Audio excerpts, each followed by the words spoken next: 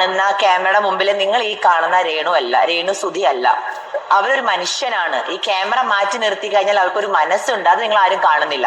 ഇപ്പൊ ഈ റീസെന്റ് ആയിട്ട് ഇപ്പൊ മോനായിട്ടുള്ള രേണുസിന്റെ മോനും അവർ തമ്മിലുള്ള എന്തോ ഒരു ഇഷ്യൂ ഉണ്ടായിരുന്നു. സുഹൃത്തുക്കളെ, നമ്മുടെ കേരളത്തിന്റെ ഒരു നീറുന്ന പ്രശ്നം എന്ന് വെച്ച് കഴിഞ്ഞാൽ അത് രേണു സുധിയാണോ എന്ന് വലിയൊരു കൺഫ്യൂഷനിലാണ് ഞാൻ നിൽക്കുന്നത്. ഞാൻ ചുമ്മാ നോക്കിപ്പോയി ഇൻസ്റ്റാഗ്രാമിലേക്ക് നോക്കുന്ന സമയത്തെ രേണു സുധി ഒരു വലിയ വിഷയമാണ് ആളുകൾക്ക്. ഞാൻ അങ്ങനെ ആലോചിച്ച് എന്തുകൊണ്ടാണ് രേണു സുധി ഇത്ര വലിയൊരു ചില ആളുകൾക്ക് പേഴ്സണൽ വിഷയമായിട്ട്. ഒരു അതുൽ വ്ളോഗ്സ് എന്ന് പറയുന്ന ഒരു മനുഷ്യനൊക്കെ ഉണ്ട്, അദ്ദേഹത്തിന്റെ സ്ഥിരം കോണ്ടന്റ് ആണ് നമ്മുടെ രേണു സുധി എന്ന് പറയുന്നത്.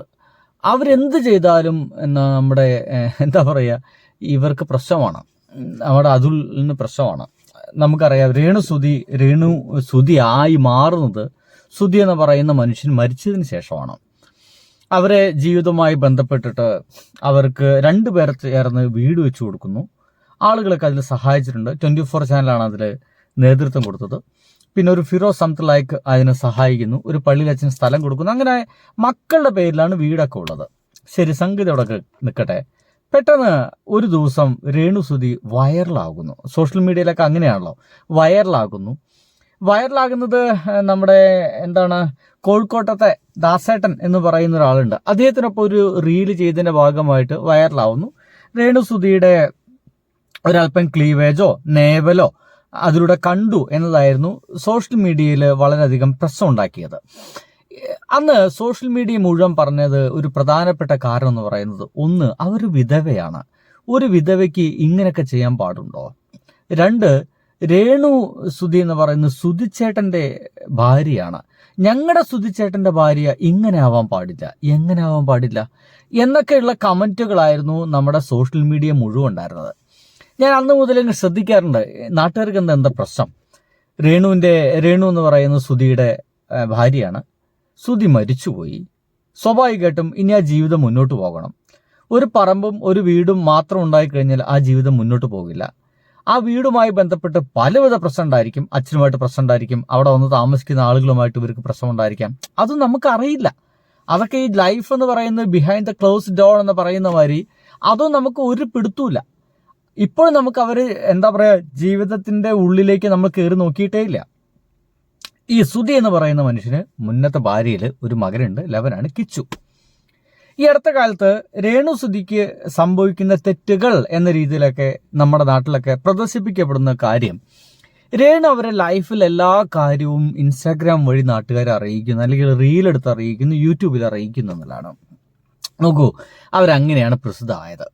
അവർക്ക് സമ്പാദിക്കാൻ കഴിയുന്നത്.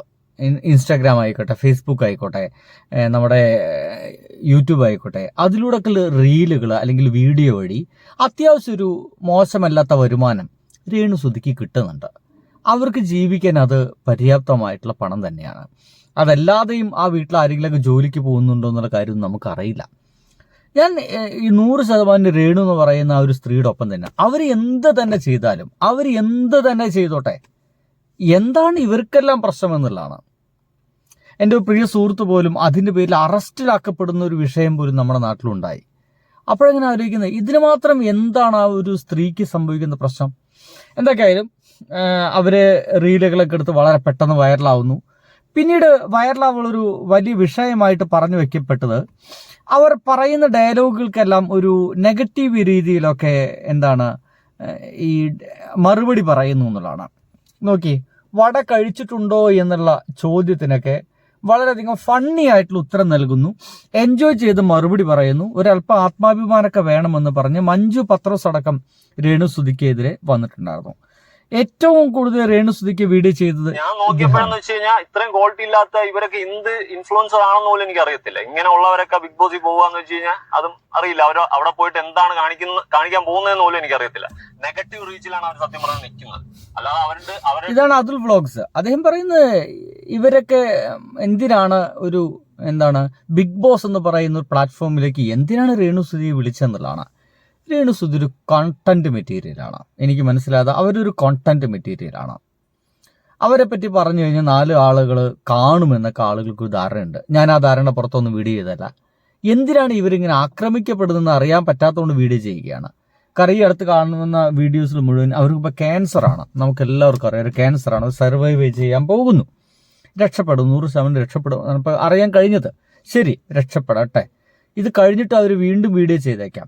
നോക്കൂ, ക്യാൻസറായ അവരെ പോലും നേരം പോലെ വിടാൻ തയ്യാറല്ലെന്ന് സോഷ്യൽ മീഡിയ. അപ്പോൾ ഞാൻ ചുമ്മാ നോക്കുന്ന സമയത്ത് എനിക്ക് മനസ്സിലായ പ്രധാനപ്പെട്ട കാര്യം, സോഷ്യൽ മീഡിയയിൽ നമ്മൾ നമ്മുടെ ലൈഫ് വെച്ച് കളിക്കുകയാണെങ്കിൽ, നമ്മുടെ ജീവിതം വെച്ചിട്ടാണ് പണം ഉണ്ടാക്കാൻ ശ്രമിക്കുന്നതെങ്കിൽ തീർച്ചയായിട്ടും ഇതൊക്കെ സഹിക്കേണ്ടി വരും എന്നുള്ളതാണ്. ഇതെല്ലാം സഹിക്കേണ്ടി വരും. നിങ്ങളൊന്ന് കാര്യം ആലോചിച്ച് നോക്കൂ, നിങ്ങൾ നിങ്ങളുടെ എല്ലാ A to Z കാര്യം സോഷ്യൽ മീഡിയയിലൂടെ നാട്ടുകാരെ അറിയിക്കുന്നു. നിങ്ങൾ ലൈഫ് തന്നെ ഒരു വ്ളോഗായിട്ടാണ് നിങ്ങൾ സോഷ്യൽ മീഡിയയിൽ പ്രവർത്തിക്കുന്നത് വിചാരിക്കുക. സ്വാഭാവികമായിട്ടും ഒരു സമൂഹത്തിൽ നമ്മൾ ജീവിക്കുമ്പോൾ സമൂഹത്തിന് ചുറ്റുമുള്ള ആളുകൾ നമ്മളെ നോക്കിക്കാണുകയും വിമർശിക്കുകയും ചെയ്യുന്ന പോലത്തുള്ള പ്രശ്നങ്ങളൊക്കെ ഈ ഇൻസ്റ്റഗ്രാമിലും ഈ സോഷ്യൽ മീഡിയയിലും ഉണ്ടാവും. 100% ഉണ്ടാവും. ഒരാളെ നമുക്കതിന് കുറ്റം പറയാൻ കഴിയില്ല. അവൻ എന്നെ ആക്ഷേപിച്ചു എന്നൊക്കെ പറഞ്ഞിട്ട് കുറ്റം പറയാൻ കഴിയില്ല.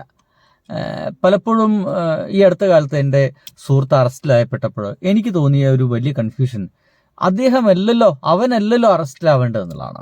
സന്ദീപ് അറസ്റ്റിലായപ്പോഴേ എനിക്ക് തോന്നിയത് അദ്ദേഹമല്ലല്ലോ അറസ്റ്റിലാവേണ്ടത്. അറസ്റ്റിലാവാൻ മാത്രം വർത്തമാനങ്ങൾ പറയുന്ന മനുഷ്യന്മാർ, പള്ളിയിലച്ഛൻ്റെ പേരിലാണ് അറസ്റ്റ് ചെയ്യപ്പെട്ടത്. എനിക്ക് തോന്നുന്നു രേണുസുധീര കേസിലല്ല, രേണുസുധീര കേസ് അങ്ങനെ പോലീസ് കാര്യമായിട്ട് എടുക്കുന്നില്ല എന്നാണ് തോന്നിപ്പോകുന്നത്. അത് മുന്നേ അങ്ങനെ ആയിരുന്നു കേട്ടോ. അവരൊരു നിന്ന് കരയുന്നൊക്കെ ഉണ്ട് പണ്ടത്തെ ഒരു കേസിൽ.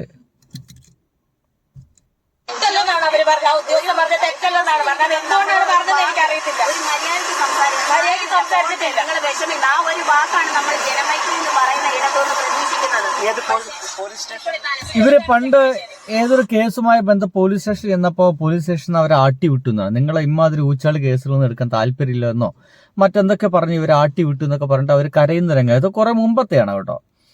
എന്തായാലും ഇവരിങ്ങനെ ആക്ഷേപിക്കപ്പെടുന്നുണ്ട്. ഈ കാര്യങ്ങളൊക്കെ വെച്ച് നോക്കുന്ന സമയത്ത് എനിക്ക് മനസ്സിലായത്, ഏറ്റവും കൂടുതൽ ആ ഒരു പള്ളിയിൽ അച്ഛനെതിരെ, ബിഷപ്പ് എന്ന് പറയുന്ന വ്യക്തിക്കെതിരെ വർത്തമാനങ്ങളൊക്കെ പറഞ്ഞിട്ടുള്ള ആൾ സീക്രട്ട് ഏജന്റ് അടക്കമുള്ള ആളുകളാണ്. എന്നാൽ സീക്രട്ട് ഏജന്റിനെതിരെ കേസൊന്നുമില്ല. വേറും കുറെ ആളുകളുണ്ട്, അതുലുണ്ട്, അതുലിനെതിരെ കേസൊന്നും കാണുന്നില്ല. അറസ്റ്റിലായത് എൻ്റെ സുഹൃത്ത് സന്ദീപ് എടപ്പാൾ മാത്രം. അതെന്താണെന്ന് എനിക്ക് മനസ്സിലാവുന്നില്ല.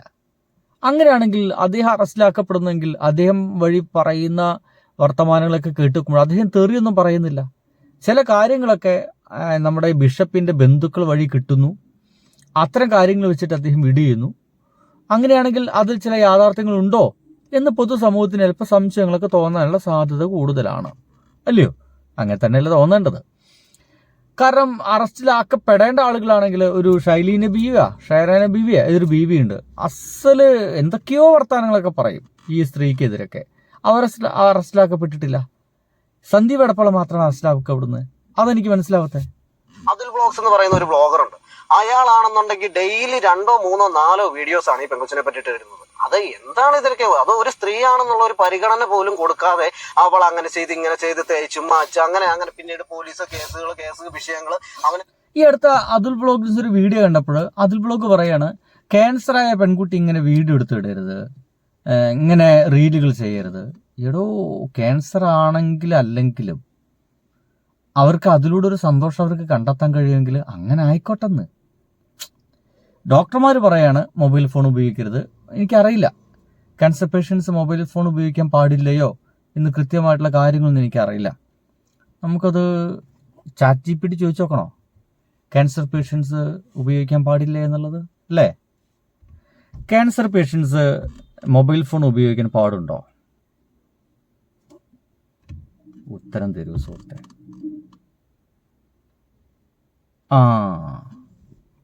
അതെ, ക്യാൻസർ രോഗികൾക്ക് മൊബൈൽ ഫോൺ സുരക്ഷിതമായി ഉപയോഗിക്കാം. മൊബൈൽ ഫോണുകളിൽ നിന്ന് പുറത്തു വരുന്നത് ബാക്കി കാണാല്ലേ.